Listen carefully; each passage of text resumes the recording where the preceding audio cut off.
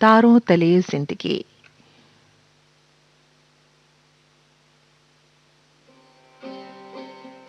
तारों तले जिंदगी।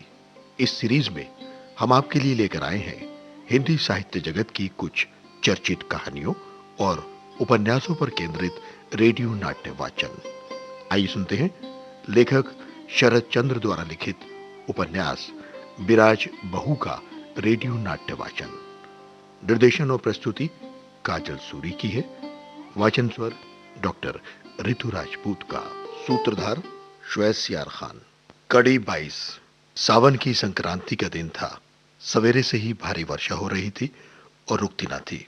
3 दिन तक बुखार में पड़ी रहने के बाद शाम के बाद बिछौनों पर उठकर बैठ गई। और अब आगे। घर में विराज बिल्कुल अकेली है। फिर वो खुद ही बीमार है। आज दोपहर से उसका ज्वर उतर जरूर गया है, लेकिन घर में ऐसी कोई चीज भी नहीं जो वो खा सके। 2 दिन से बेचारी जल पी रही है। पानी में भीगने के कारण उसे ठंड लगने लगी, माथा घूमने लगा। किसी तरह हाथ से पैरों पर जोर लगाकर सीढ़ी से उठी और चंडी मंडप के भीतर जाकर जमीन पर पेट के बल पड़ गई और सिर पटकने लगी। इतने में ही सदर दरवाजे पर थाप पड़ी। विराज ने एक बार कान लगाकर सुना, फिर दूसरी थाप के साथ आई कहकर पलक झपकते ही दौड़ पड़ी और किवाड़ खोल दिए। उसी क्षण भर पहले वो उठ भी न सकती थी। किवाड़ों पर थपकी देने वाला उसी मोहल्ले का एक लड़का था। बोला, ठकुराइन माँ, दादा ठाकुर को एक सूती धोती चाहिए, दे दो। विराज अच्छी तरह समझ न पाई। चौखट के सहारे खड़ी होकर कुछ देर उसकी ओर ताकती रही, फिर बोली, धोती मांगी है, कहाँ है वे? लड़की ने जवाब दिया, गोपाल ठाकुर के बाप का मृत संस्कार करके अभी अभी लौटे हैं। मृत संस्कार करके? विराज स्तंभित हो गई। गोपाल चक्रवर्ती उसके दूर के एक नातेदार थे। उसके वृद्ध पिता बहुत दिनों से रोगी होकर भोग भोग रहे थे। 2 दिन पहले उन्हें गंगा यात्रा के लिए ले जाया गया था और आज दोपहर को उनकी मृत्यु हो गई। उन्हीं की दाह क्रिया करके सब अभी लौटे हैं। लड़की ने सब कह सुनाया। इस प्रदेश में दादा ठाकुर के समान कोई नाड़ा धरने वाला नहीं है ना, वे ही उस दिन से उनके साथ थे। फिर वो गिरती पड़ती भीतर गई और उसे एक धोती देकर खाट पर जाकर लेट गई। जन प्राणी शून्य अंधेरे घर में उसकी स्त्री अकेली दुश्चिंता और अनाहार से मृत प्राय पड़ी हुई है। ये सब जान सुनकर भी किसका स्वामी बाहर परोपकार करने में लगा हुआ है। उस अभागन को बोलने या कहने के लिए अब क्या बच गया है? आज उसका अवसन विकृत मस्तिष्क उसके दृढ़ स्वर में बार बार कहने लगा, विराज, संसार में तेरा कोई नहीं है। तेरी मां नहीं है, बाप नहीं है, भाई नहीं है, बहन नहीं है, स्वामी नहीं है। तेरे लिए केवल यम है। उसके सिवा और कहीं तेरे जुड़ाने की जगह नहीं है।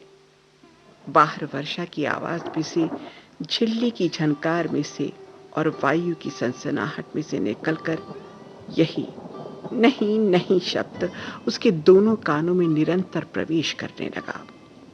भंडार में चावल नहीं, कोठियों में धान नहीं, बागों में फल नहीं, पोखरों में मछली नहीं, सुख नहीं, शांति नहीं, स्वास्थ्य नहीं, घर में छोटी बहू भी नहीं। इन सब के साथ ही आज उसके स्वामी भी नहीं। इतने पर भी आश्चर्य की बात ये कि किसी के विरुद्ध विशेष कोई क्रोध का भाव भी उसके मन में नहीं उठा। 1 साल पहले की इस हृदयहीनता का 1000वां भाग भी उसे क्रोध से पागल कर देता था, किंतु एक प्रकार का सुन्न करने वाला अवसाद उसे जड़वत करने लगा। इसी प्रकार निर्जीव की भांति पड़ी पड़ी उसने न जाने क्या क्या विचार कर देखना चाहा, विचारने सोचने भी लगी। इसी चिंतन के बीच अभ्यास के कारण एकाएक उसके मन में ये बात उदय हुई कि सारे दिन उन्होंने कुछ खाया पिया नहीं होगा। अब वो और पीड़ा न सह सकी। जल्दी से बिछौना छोड़कर उठ खड़ी हुई और दिया हाथ में ले भंडार में जाकर जरा जरा सी जगह देखने लगी कि कहीं पकाने के लिए कोई चीज मिल जाए, किंतु कुछ न मिला। एक कण भी उसे दिखाई नहीं दिया। बाहर आकर खूंटी के सहारे थोड़ी देर खड़ी रही। उसके बाद हाथ के दिए को फूंक से बुझा कर रख दिया। खिड़की के पल्ले खोलकर बाहर निकल गई। कैसा निविड़ अंधकार है, भीषण स्तब्धता, धन गुल्म कंटकाकीर्ण संकीर्ण फिसलन भरा मार्ग। कोई भी आज उसकी गति को रोक न सका। बाग की दूसरी ओर वन के भीतर चांडालों की छोटी कुटिया है, वो उसी ओर जाने लगी। बाहर कोई दीवार नहीं थी। बिराज ने एकदम आंगन में खड़े होकर पुकारा, तुलसी। पुकार सुनकर तुलसी दिया हाथ में लेकर बाहर आया और बिराज को देखकर विस्मय से अवाक हो गया। इस अंधेरे में तुम कैसे आई मां? बिराज ने कहा, थोड़ा चावल दे दो। चावल तुम? कहकर तुलसी हतबुद्धि हो गया। इस अद्भुत प्रार्थना का कोई मतलब उसकी समझ में नहीं आया। बिराज उसके मुंह की ओर देखती हुई बोली, खड़ी न रहे तुलसी, जरा जल्दी ला दे। और तो एक सवाल करने के बाद तुलसी ने चावल लाकर बिराज के आंचल में बांध दिए और कहा, किंतु उस मोटे चावल से कैसे काम चलेगा मां? इसे तो तुम लोग खा ना सकोगे। बिराज सिर हिलाकर बोली, खा सकेंगे। इसके बाद तुलसी ने रोशनी लेकर रास्ता दिखाना चाहा। बिराज बना करके बोली, अरे रहने दे, जरूरत नहीं, तू अकेला लौटकर ना आ सकेगा। इतना कहकर पलक झपकते झपकते वो अंधकार में अदृश्य हो गई।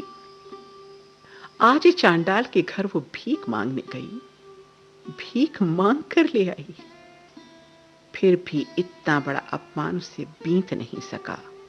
शोक, दुख, अपमान, अभिमान, किसी भी वस्तु की तीव्रता अनुभव करने की शक्ति मानो उसके देह में नहीं रह गई थी।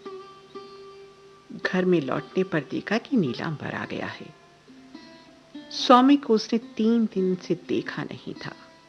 आंखों के सामने पड़ते ही शरीर का एक एक रक्त बिंदु उद्दाम हो उठा और एक दुर्निवार आकर्षण प्रचंड गति से उसे बराबर उस ओर ढेलने लगा। किंतु इस समय उसे एक पग भी उधर नहीं ले जा सका। तीव्र तड़ित के स्पर्श से धातु जैसे शक्तिमय हो उठती है, स्वामी को निकट पाकर पल भर में वो उसी प्रकार शक्तिमयी हो उठी। किंतु संपूर्ण आकर्षण के प्रतिकूल वो स्तब्ध रहकर टकटकी लगाए देखती रह गई।